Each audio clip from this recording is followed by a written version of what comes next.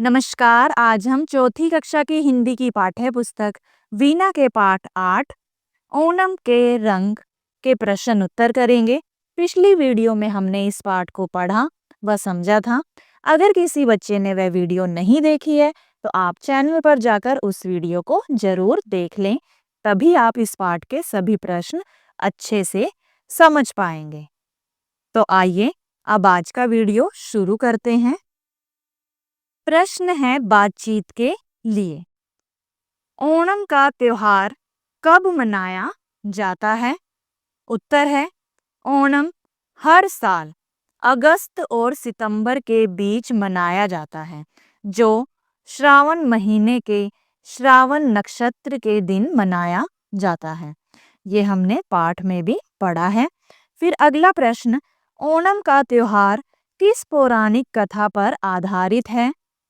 तो उत्तर है ओणम का त्योहार राजा महाबली और वामन अवतार त्रिविक्रम की पौराणिक कथा पर आधारित है। फिर अगला प्रश्न, आप कौन कौन से त्योहार मनाते हैं? तो इस प्रश्न के उत्तर में आपको उन त्योहारों के बारे में लिखना है जो आप मनाते हैं। जैसे मैं दीपावली, होली, रक्षाबंधन, दशहरा, स्वतंत्रता दिवस और जन्माष्टमी आदि त्योहार मनाता या मनाती हूँ। फिर अगला प्रश्न है प्रश्न 4, आपको कौन सा त्योहार सबसे अधिक अच्छा लगता है और क्यों? तो इस प्रश्न का उत्तर भी आप खुद लिख सकते हैं कि आपको सबसे अच्छा कौन सा त्योहार लगता है और वो त्योहार आपको अच्छा क्यों लगता है, उसका कारण भी आपको बताना है।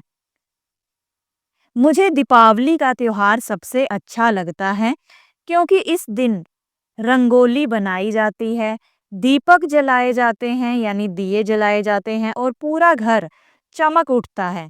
सभी लोग नए कपड़े पहनते हैं, हम छोटे मोटे पटाखे जलाते हैं और मिठाइयाँ बांटते और खाते हैं। फिर अगला प्रश्न है प्रश्न 5, त्योहार वाले दिन आप क्या क्या करते हैं? कि जब त्योहार होता है जिस दिन, उस दिन आप क्या क्या करते हैं? तो उत्तर है त्योहार वाले दिन मैं सुबह जल्दी उठकर नहाता या नहाती हूँ, फिर घर की सजावट में मदद करता या करती हूँ, नए कपड़े पहनता या पहनती हूँ, परिवार के साथ मिलकर पूजा करता या करती हूँ, शाम को सभी रिश्तेदारों और दोस्तों से मिलते हैं, त्योहार का आनंद लेते हैं और तरह तरह के पकवान खाते हैं। फिर अगला प्रश्न है पाठ के भीतर। प्रश्नों के सटीक उत्तर के सामने सूरज का चित्र बनाइए। तो यहाँ पर आपको प्रश्न दिए गए हैं और उनके चार चार ऑप्शंस दिए गए हैं। तो जो भी सही उत्तर होगा उसी के सामने आपको सूरज का चित्र बनाना है।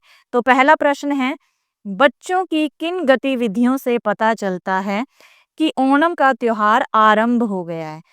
यानी कि बच्चों की किन एक्टिविटीज से ये पता चलता है कि ओणम का त्योहार जो है वो आरंभ यानी शुरू हो गया है? तो पहला ऑप्शन है कि बच्चे सुबह सुबह नहा धो लेते हैं, बच्चे उपज की कटाई में सहायता करते हैं, बच्चे आंगन में पुक्कलम यानी फूलों की रंगोली बनाते हैं, या बच्चे समुद्र तट पर घूमने के लिए जाते हैं।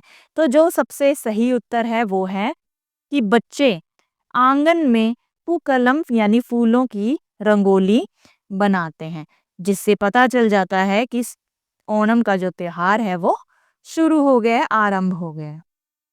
फिर अगला प्रश्न है, महाबली ने वामन से कौन सा वरदान मांगा? जो महाबली राजा था उन्होंने वामन अवतार लिए भगवान विष्णु से कौन सा वरदान मांगा? ओणम के त्योहार में भाग लेने का, 3 पग भूमि देने का, अपनी प्रजा को सुखी संपन्न देखने का, या अपनी प्रजा से मिलने के लिए धरती पर आने का। तो हमने जैसा कि पाठ में पढ़ा, महाबली राजा ने वामन से कौन सा वरदान मांगा? अपनी प्रजा से मिलने के लिए धरती पर आने का। और तभी से इस त्योहार को मनाया जाने लगा, क्योंकि ऐसा माना जाता था कि जो राजा महाबली हैं वो वर्ष में, साल में एक बार अपनी प्रजा से मिलने के लिए धरती पर आते थे और उन्हीं के स्वागत में वहाँ के लोग जो हैं, केरल के जो लोग हैं, इस त्योहार को, ओणम के त्योहार को मनाने लगे। अगला प्रश्न, तिरुवोणम के दिन आंगन में बनाई गई कलाकृतियां महाबली के चले जाने के बाद ही हटा दी जाती हैं, क्योंकि महाबली की पूजा केवल 3 दिन तक ही होती है, इसलिए हटा दी जाती हैं। तीसरे दिन महाबली पाताल लोक लौट जाते हैं। उनका राज्य पाताल, पृथ्वी और स्वर्ग तीनों जगह फैला हुआ था। कलाकृतियों का सौंदर्य 3 दिन से अधिक नहीं रहता। तो तिरुवोणम के दिन आंगन में जो कलाकृतियां बनाई जाती थी, चाहे रंगोली हो, पेंटिंग हो, मूर्तियां हो, वो महाबली राजा के चले जाने के बाद हटा दी जाती थी, उन्हें भी साफ कर दिया जाता था। तो उसका कारण क्या था? क्योंकि तीसरे दिन महाबली जो हैं वो पाताल लोक लौट जाते थे, जहां से वो आए थे। ठीक है, तो उसके सामने आप सूरज का चित्र बनाएंगे।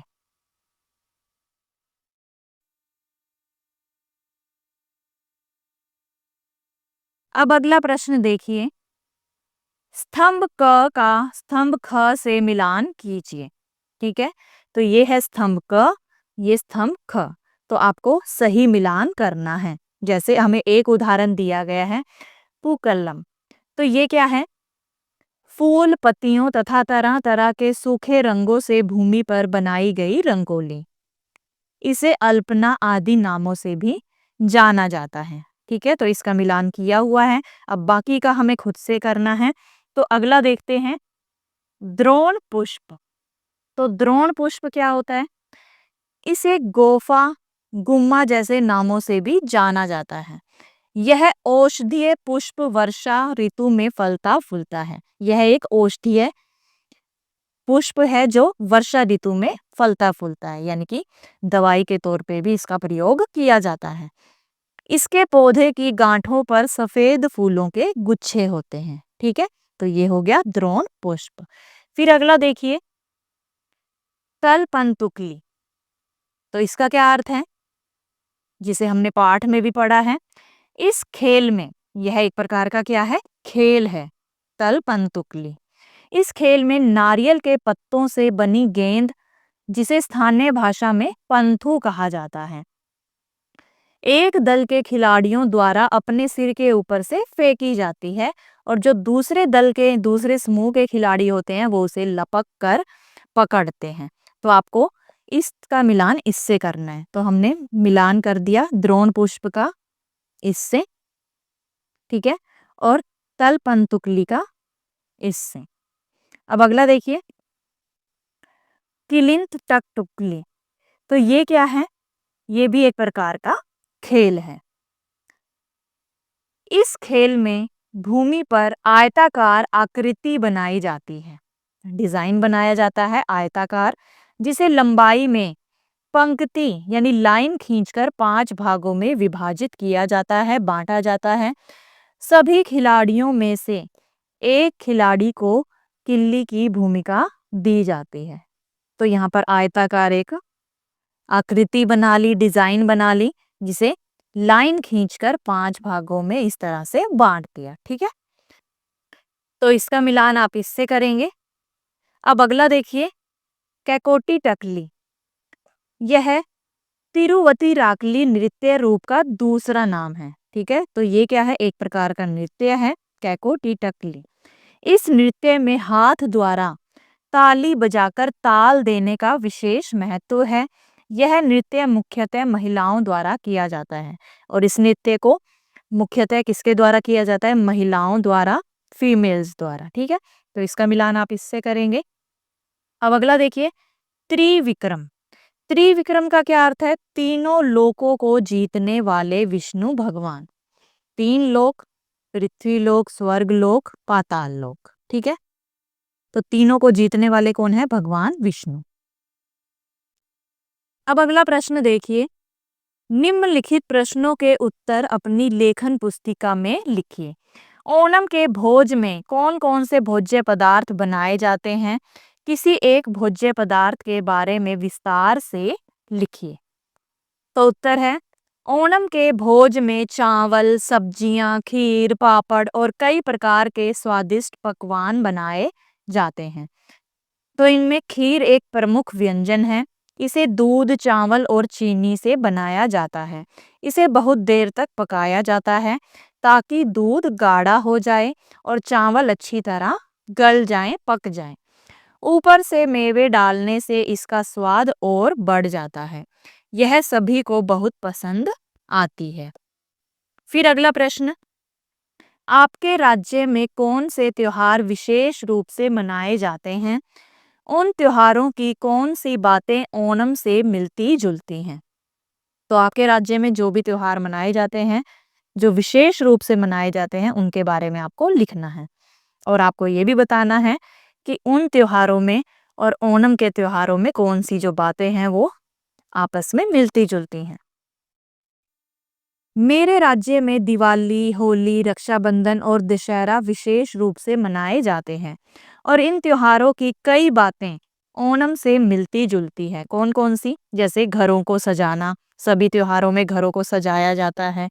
नए कपड़े पहनना, स्वादिष्ट भोजन बनाना, पूजा करना और परिवार व दोस्तों के साथ मिलकर खुशियां मनाना। फिर अगला प्रश्न देखिए, ओणम में गाए जाने वाले लोकगीत में महाबली के शासन की किन किन विशेषताओं का उल्लेख है? तो ओणम में जो लोकगीत गाया जाता था, तो ओणम में गाए जाने वाला जो लोकगीत है, जो हमने पाठ में भी पढ़ा है, हमें बताना है कि उसमें महाबली के शासन की, उनके राज्य की किन विशेषताओं का उल्लेख है। लोकगीत में बताया गया है कि महाबली के राज में सभी लोग समान थे। किसी को छोटा या बड़ा नहीं समझा जाता था। दुख और दरिद्रता नहीं थी। धोखा, छल कपट, झूठ और बेईमानी नहीं थी। नाप तोल में भी कहीं कमी नहीं होती थी। हर जगह प्रेम और प्रसन्नता थी। फिर अगला प्रश्न है, पाठ में आए किस उल्लेख के आधार पर कहा जा सकता है कि महाबली अपनी प्रजा से बहुत ही प्रेम करते थे? तो उत्तर है, महाबली ने पाताल लोक जाने से पहले यही इच्छा व्यक्त की कि उन्हें वर्ष में, साल में एक बार अपनी प्रजा से मिलने के लिए धरती पर आने की अनुमति, इजाजत दी जाए। इसी बात से पता चलता है कि वे अपनी प्रजा से बहुत प्रेम करते थे, क्योंकि वो चाहते थे कि वो पाताल लोक तो जा रहे हैं, लेकिन उनकी जो प्रजा है वो तो भूमि लोक पर रहती है। तो वो चाहते थे कि मैं एक बार साल में अपनी प्रजा से मिलने आऊं, उनका हाल चाल देखने आऊं कि वो कैसे हैं। तो इसी बात से पता चलता है कि वो अपनी प्रजा से बहुत ही प्यार करते थे, प्रेम करते थे। फिर अगला प्रश्न है, पाठ में आई किन बातों से पता चलता है कि प्रकृति भी ओणम के स्वागत की तैयारी कर रही है? तो उत्तर है, वर्षा के बादल छटते हैं, ठंडी हवा बहती है, सूरज की किरणों से समुद्र चमकता है, रेत दमकती है, नारियल के पत्ते लहराते हैं, नदी का स्वच्छ जल वातावरण को सुंदर बनाता है, पक्षी चहचहाते हैं और तितलियां फूलों पर मंडराती हैं।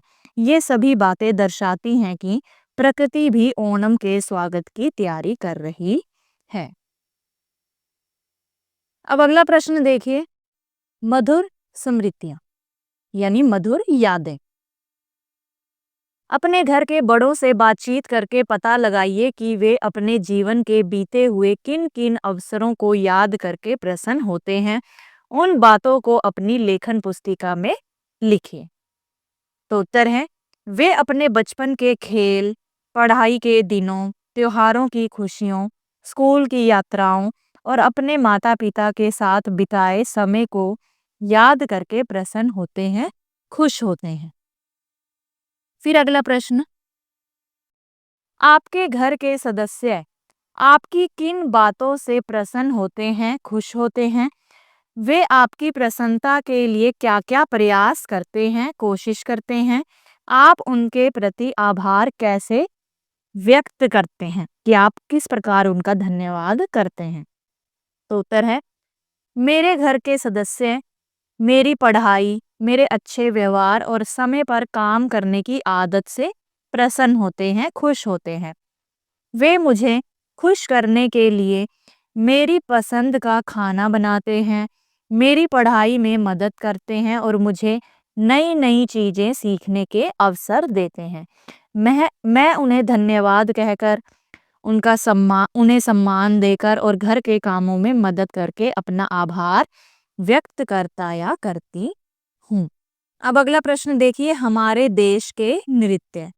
आइए अपने देश के विभिन्न राज्यों के शास्त्रीय और लोक नृत्यों की पहचान करते हैं। तो यहाँ पर कुछ नृत्य दिए गए हैं, हमें उनकी पहचान करनी है। तो पहले चित्र में देखिए, यहाँ दिया गया है भरतनाट्यम। तो भरतनाट्यम क्या है? यह एक शास्त्रीय नृत्य है, ठीक है, जो कहाँ पर मनाया जाता है, कहाँ का प्रसिद्ध है ये नृत्य? तमिलनाडु का, ठीक है, तमिलनाडु का। अगला देखिए, कथक। कथक उत्तर भारत का नृत्य है, उत्तर भारत, और ये एक शास्त्रीय नृत्य है। फिर अगला देखिए, कथकली। ये भी एक शास्त्रीय नृत्य है जो केरल में मनाया जाता है। केरल का प्रसिद्ध नृत्य है ये, ठीक है। फिर अगला देखते हैं, मोहिनी अट्टम। यह भी केरल का प्रसिद्ध नृत्य है और एक प्रकार का ये शास्त्रीय नृत्य है। अगला देखिए, ओडिसी नृत्य। ये उड़ीसा का नृत्य है, ठीक है, और ये भी एक प्रकार का शास्त्रीय नृत्य है। अगला नृत्य देखिए, लावणी। ये महाराष्ट्र का फेमस है, महाराष्ट्र में लावणी, और ये एक प्रकार का लोक नृत्य है जो लोगों के समूह द्वारा किया जाता है। अगला है कुचिपुड़ी। ये आंध्र प्रदेश का फेमस है, ठीक है, और ये भी एक प्रकार का शास्त्रीय नृत्य है, शास्त्रीय नृत्य, क्लासिकल, ठीक है, क्लासिकल डांस। अगला देखिए, ये चित्र में आप देख पा रहे हैं बिहू। बिहू असम राज्य का फेमस नृत्य है, ठीक है, और ये एक प्रकार का लोक नृत्य है। अगला देखिए, भांगड़ा। भांगड़ा विशेषकर पंजाब का फेमस है, ठीक है, और ये भी एक प्रकार का लोक नृत्य है। मिलकर लोग जो है समूह में भांगड़ा नृत्य करते हैं। अब अगला है गरबा। गरबा गुजरात का फेमस है, ठीक है, वहाँ के लोग नवरात्रि के अवसर पर गरबा करते हैं और ये एक प्रकार का लोक नृत्य है। अगला नृत्य देखिए, कालबेलिया। कालबेलिया ये राजस्थान का फेमस है, ठीक है, और ये भी एक प्रकार का लोक नृत्य है जो कालबेलिया जनजाति द्वारा किया जाता है और महिलाएं इस नृत्य को करती हैं। अगला नृत्य देखिए, छऊ। ये क्या है? ये एक प्रकार का अर्ध शास्त्रीय नृत्य है, अर्ध शास्त्रीय नृत्य, और ये विशेषकर झारखंड, पश्चिमी बंगाल और उड़ीसा राज्य में मनाया जाता है, ठीक है।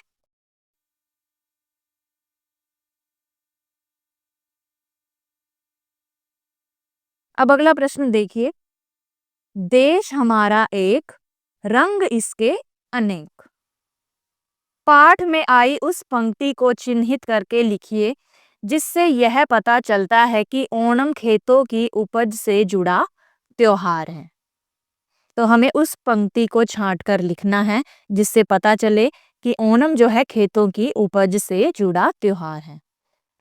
तो उत्तर है, ओणम के रंग पाठ में वह पंक्ति जिससे यह पता चलता है कि ओणम खेतों की उपज यानी फसल से जुड़ा त्योहार है, वह है किसान उपज काट चुके हैं और खलिहानों में धान भरे हैं। कि किसान फसल काट चुके हैं और खलिहानों में धान भरे हुए हैं, अनाज जो है भरा हुआ है, उन्हें सुरक्षित रखा गया है।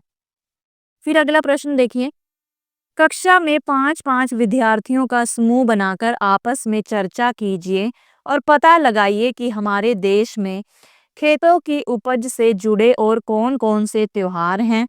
ऐसे त्योहारों की सूची भी तैयार कीजिए। तो हमें पता लगाना है कि हमारे देश में खेतों की उपज, खेतों की फसल से जुड़े और कौन-कौन से त्योहार हैं। ठीक है? जैसे पोंगल का त्योहार जो है, जो तमिलनाडु में मनाया जाता है। ठीक है?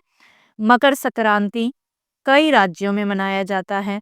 लोहड़ी पंजाब में, बैसाखी भी पंजाब में, नुआखाई ओडिशा का है, तीज उत्तर भारत का और ओणम केरल राज्य का। तो ये सभी क्या हैं? फसल से जुड़े हुए त्योहार हैं। ये सभी त्योहार फसल पकने और नई उपज के आगमन की खुशी में मनाए जाते हैं। अब अगला प्रश्न है प्रश्न 3, उपज से जुड़े निम्नलिखित त्योहार भारत के किन किन राज्यों में मनाए जाते हैं, उनके नीचे दिए गए रंगों के द्वारा उन्हें मानचित्र में दर्शाइए। तो हमें यहाँ पर त्योहार दिए गए हैं। ये देखिए, ओणम, लोहड़ी, पोंगल, सांकेन, बिहू, छठ, फुलदेई। तो हमें बताना है कि ये त्योहार भारत के किन किन राज्यों में मनाए जाते हैं और मानचित्र में, इस नक्शे में, भारत के मानचित्र में हमें उन्हें चिन्हित करना है रंग के साथ। जैसे ओणम का जो त्योहार है वो केरल में मनाया जाता है। ठीक है? तो यहाँ पर आपको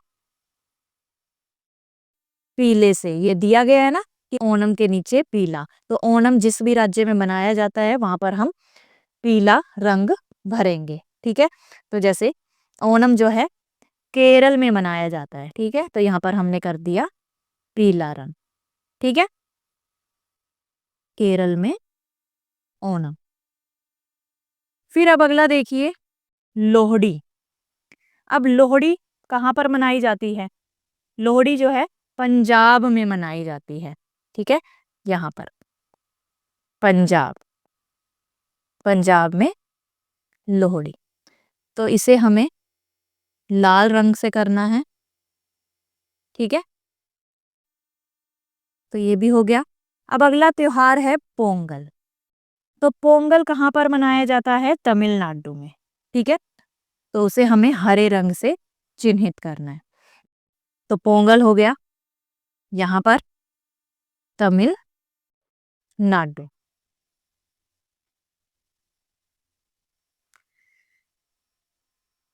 तो तमिलनाडु में हम हरा रंग भरेंगे। ठीक है? फिर अगला त्योहार देखिए, अगला त्योहार है सांकेन। सांकेन को हमें नीले रंग से करना है। ठीक है? तो सांकेन कहाँ पर मनाया जाता है? सांकेन का जो त्योहार है वो अरुणाचल प्रदेश में मनाया जाता है। अरुणाचल प्रदेश। कौन सा त्योहार? सांकेन। तो इसे हम नीले रंग से करेंगे। तो यहाँ पर हमें नीला रंग भरना है। अब अगला देखिए, बिहू। बिहू असम राज्य में मनाया जाता है। बिहू का जो त्योहार है, तो हमें भूरे रंग से इसे चिन्हित करना है। ठीक है? तो बी असम कहाँ है? ये रहा। ठीक है? तो यहाँ पर लिखेंगे असम और त्योहार का नाम बिहू। तो इसे हमें भूरे रंग से करना है। तो इस तरह से भर देंगे इसे, असम को। ठीक है? अब अगला त्योहार देखिए, अगला है छठ। छठ को हमें नारंगी रंग से करना है। तो छठ कहाँ पर मनाई जाती है? छठ जो है बिहार राज्य में मनाई जाती है। तो बिहार है ये वाला। ठीक है? अधिकतर बिहार में मनाया जाता है छठ का त्योहार। तो यहाँ पर आप ऑरेंज सा कलर कर देंगे, नारंगी। ठीक है? अगला त्योहार है फूलदेई। और फूलदेई कहाँ पर मनाया जाता है? उत्तराखंड राज्य में। और इसे हमें गुलाबी रंग से चिन्हित करना है। तो उत्तराखंड कहाँ है भारत के नक्शे पर? यहाँ पर उत्तराखंड। ठीक है। फुल दे, तो यहाँ पर आप गुलाबी रंग भर देंगे। ठीक है। तो इस तरह से आपको भारत के नक्शे में, भारत के मानचित्र में इन त्योहारों को, फसल से जुड़े त्योहारों को दर्शाना था। ठीक है।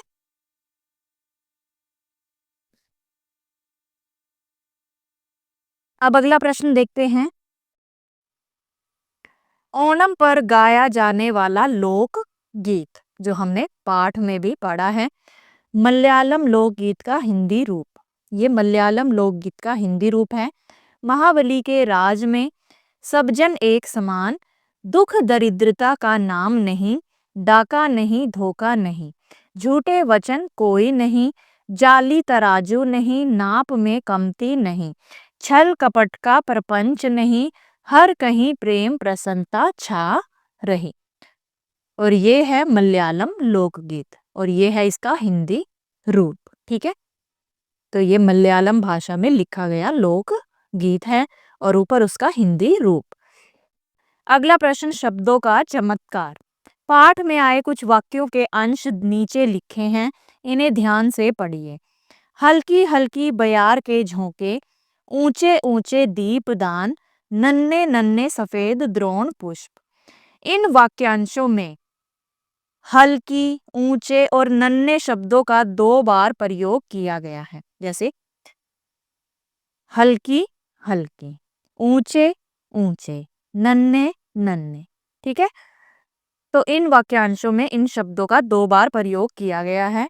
इन शब्दों का एक बार प्रयोग करके पढ़ते हैं कि अब हम इन्हें एक बार प्रयोग करके पढ़ते हैं। जैसे हल्की हल्की की जगह पे हल्की बयार के झोंके, ऊंचे ऊंचे की जगह पे ऊंचे दीपदान,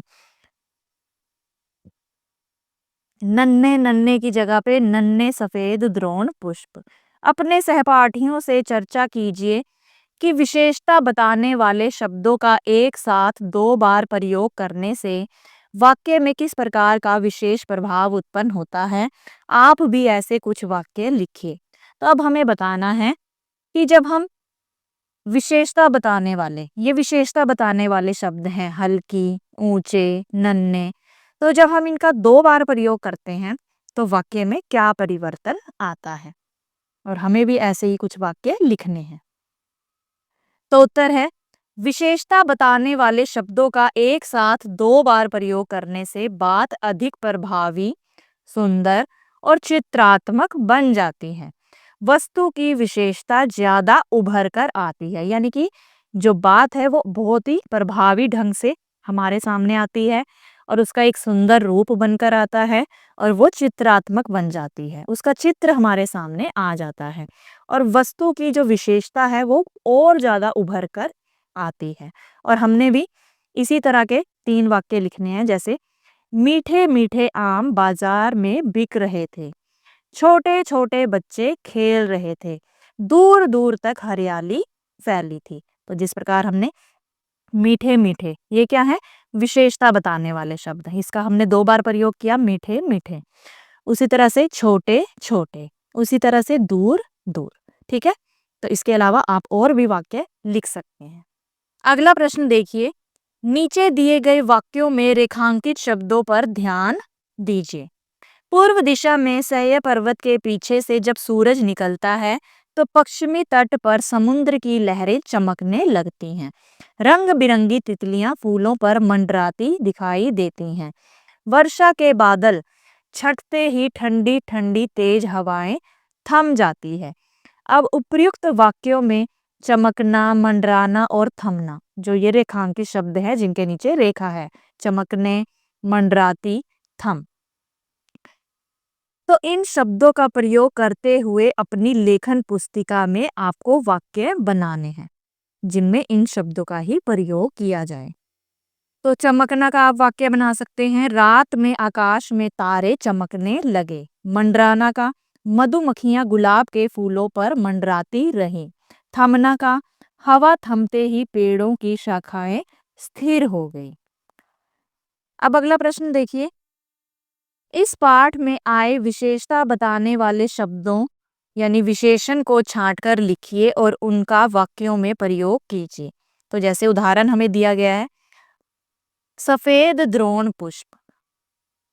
बच्चे मूर्तियों को सफेद द्रोण पुष्पों से सजा रहे थे। तो हमें ऐसे ही विशेषता बताने वाले शब्दों को छांटकर लिखना है और उनका वाक्यों में प्रयोग करना है।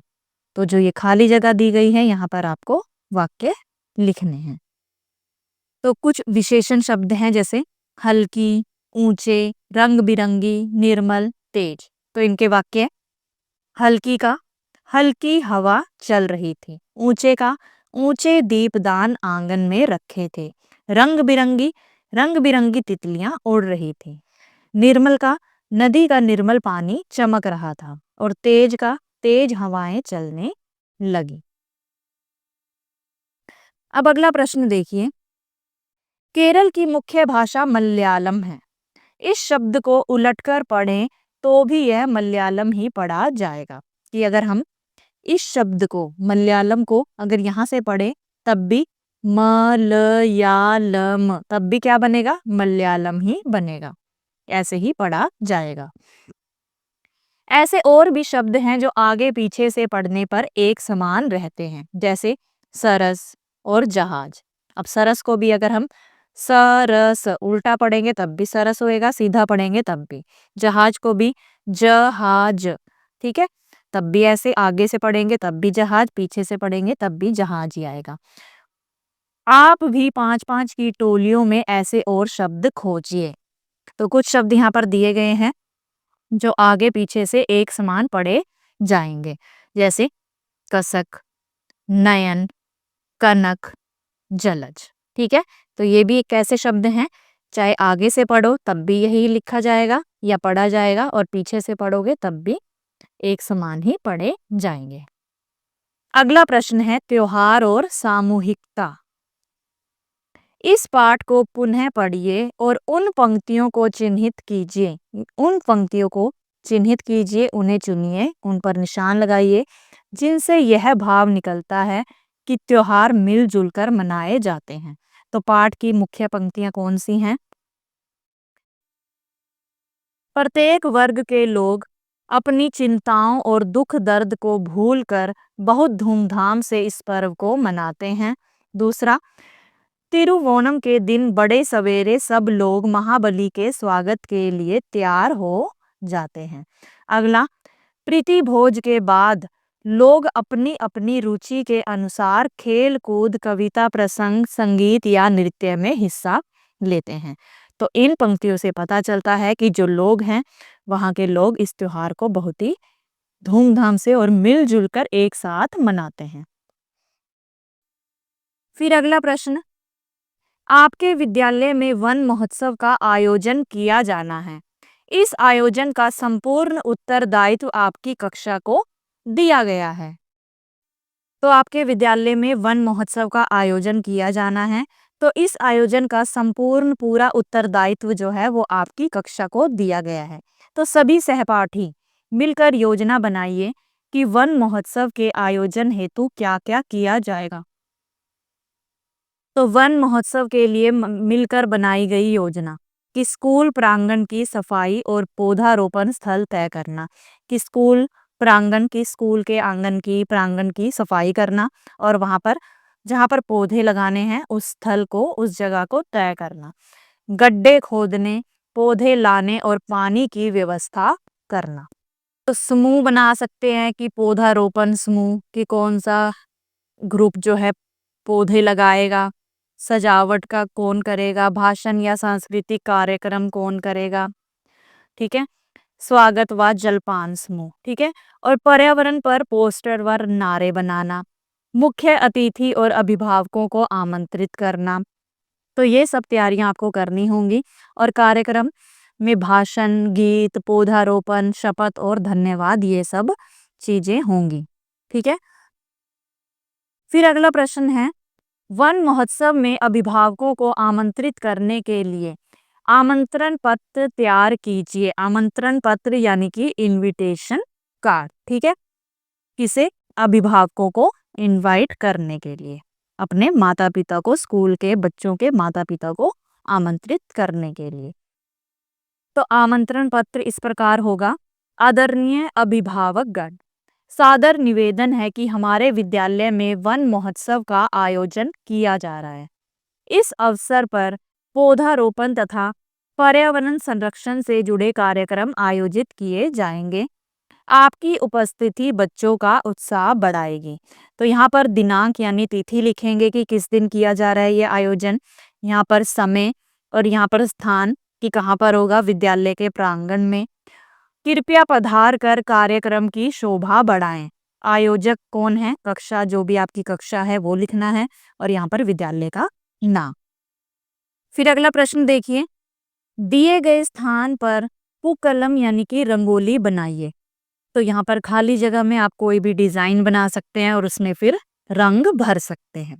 जैसे मान लीजिए आपने दिया बना दिया, ठीक है, दिए का चित्र बना दिया आपने और फिर उसमें आपको रंग भरना है, ठीक है। फिर अगला प्रश्न देखिए, आप अपने विद्यालय में आयोजित उत्सवों में किस प्रकार योगदान देते हैं। कि आपके स्कूल में जब उत्सव, कोई भी त्योहार जो है उसका आयोजन किया जाता है तो आप क्या क्या उसमें सहयोग देते हैं, आपका क्या योगदान रहता है। तो यहीं पर आपको खाली जगह में उसके बारे में लिखना है। जैसे मैं विद्यालय के उत्सवों में साफ सफाई, सजावट और पोस्टर बनाने में मदद करता या करती हूँ। कार्यक्रमों में हिस्सा लेता या लेती हूँ और अतिथियों के स्वागत में भी सहयोग देता या देती हूँ।